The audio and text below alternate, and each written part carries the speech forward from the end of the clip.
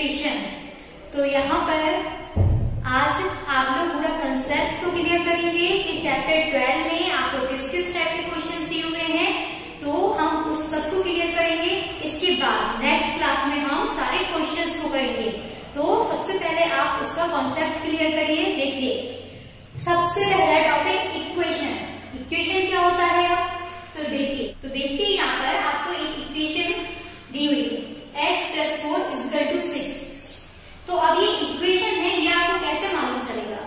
तो आपको याद रखना है, इक्वेशन हम उसको बोलते हैं जिसमें = का साइन आता है, वो इक्वेशन होती है। तो हमने यहाँ पे लिखा x + 4 = 6। तो ये जो साइन है ये शो करता है कि ये इक्वेशन है। क्लियर? देन अब यहाँ पर ये पूरी तो हमारी इक्वेशन हो गई है, लेकिन एक पार्ट ये अलग है और एक पार्ट ये अलग है। तो इन दोनों पार्ट को हम क्या बोलेंगे? तो ये जो पार्ट है सिर्फ हमारा = के लेफ्ट साइड वाला, ये क्या है? एक्सप्रेशन। ये क्या होगा हमारा? इतना ये जो पार्ट है ये हमारा एक्सप्रेशन कहलाता है।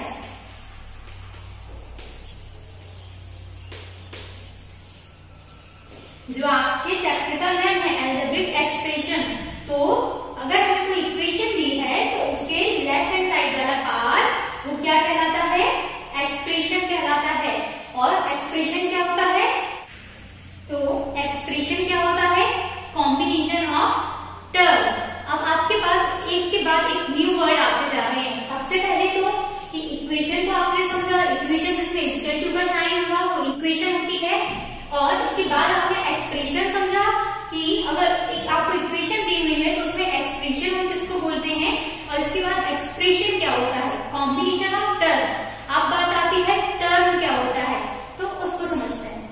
अब देखिए, ये एक्सप्रेशन है कॉम्बिनेशन ऑफ टर्म। तो यहाँ पर हमने एक्सप्रेशन को लिख दिया है। अब एक्सप्रेशन उसके कई पार्ट्स होते हैं, हम उनके बारे में पढ़ेंगे। पहला वेरिएबल। तो ये जो एक्सप्रेशन होती है इसमें वेरिएबल किसको बोला जाता है? देखिए, alphabet x5 can change value. तो वेरिएबल क्या होंगे?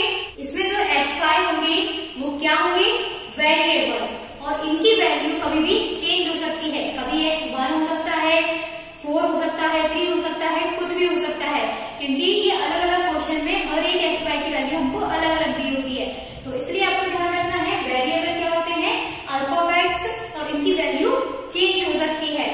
Then constant. अब कांस्टेंट क्या होता है? जिसकी वैल्यू कभी चेंज नहीं हो सकती। अब इनमें कांस्टेंट क्या है? नंबर। जो नंबर होगा वो कांस्टेंट होगा, क्योंकि वो ऑलरेडी हमको दिया है, वो चेंज हम कर ही नहीं सकते हैं। तो वो नंबर क्या है यहाँ पर? 4। तो हमने लिखा है कांस्टेंट में नेवर चेंज। और क्या होते हैं? ये नंबर होते हैं जो कभी भी चेंज नहीं होते, उनको हम बोलते हैं कांस्टेंट। देन आता है टर्म। तो इस एक्सप्रेशन में जो भी प्लस, माइनस, डिवाइड या मल्टीप्लाई के सिंबल्स लगे होंगे वो सब क्या होंगे? टर्म होंगे। मतलब एक्सप्रेशन में जितने भी सिंबल्स होते हैं वो क्या आते हैं? टर्म के अंदर आते हैं। और ये जो x/3, x/2x, 4 ये सब भी क्या है? टर्म है। और ये किससे बॉन्ड में है? इन सिंबल से, प्लस के। तो आपको याद रखना है टर्म में अगर प्लस, माइनस, इंटू, डिवाइड ये सारे क्या कहलाते हैं? ये टर्म कहलाते हैं एक्सप्रेशन में। और ये 3x/, 2x, 4 ये सभी क्या है? टर्म है अलग अलग। ओके। इसके बाद 2 पार्ट्स और हैं इसके, फैक्टर और कोएफिशिएंट। तो फैक्टर क्या होते हैं? ये जो आपको टर्म दिए हुए हैं 3x/, 2x और 4, इनके जो फैक्टर्स होंगे, मतलब इनको हम अलग अलग करके लिखेंगे तो वो उनके फैक्टर्स हो जाएंगे। जैसे आपको दिया है 3x/, तो इसको हमने 3 पार्ट में लिख दिया है, 3 अलग, x अलग, y अलग। ऐसे ही हमने 2x को लिख दिया है और 4 को 2 into 2 करके लिख दिया है। तो ये क्या हुए? उसके फैक्टर्स। देन आता है कोएफिशिएंट। तो कोएफिशिएंट क्या होता है? Numeric factor. न्यूमेरिक फैक्टर क्या होते हैं? कोएफिशिएंट होते हैं। जैसे आपको 3x/y दिया है तो इसमें न्यूमेरिक फैक्टर क्या है? ओनली 3। और 2x में न्यूमेरिक फैक्टर क्या है? ओनली 2। तो वो क्या होते हैं? कोएफिशिएंट। क्लियर?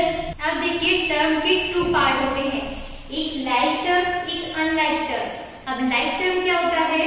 कोई भी हमको एक्सप्रेशन दी हुई है तो उसके अलजेब्रिक एक्सप्रेशन सेम होते हैं।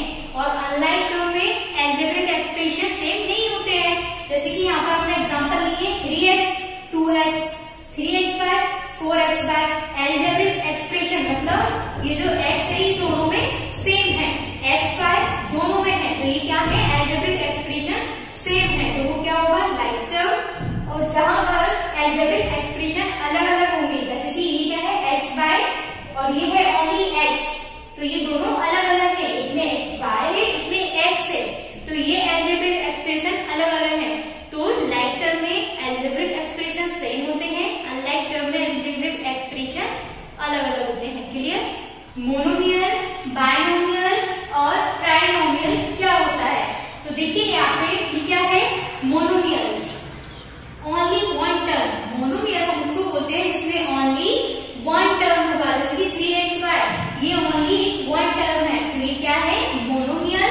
देन बायनोमियल क्या होता है, जिसमें टू टर्म होंगे, जैसे 3xy प्लस 2x, यहाँ पर टू टर्म हो गए हैं, तो ये क्या हो गया, बायनोमियल। अब आता है ट्राइनोमियल, क्या होते हैं, जिनमें 3 टर्म होंगे, 3xy 2xy और 7, ये 3 टर्म है। क्लियर?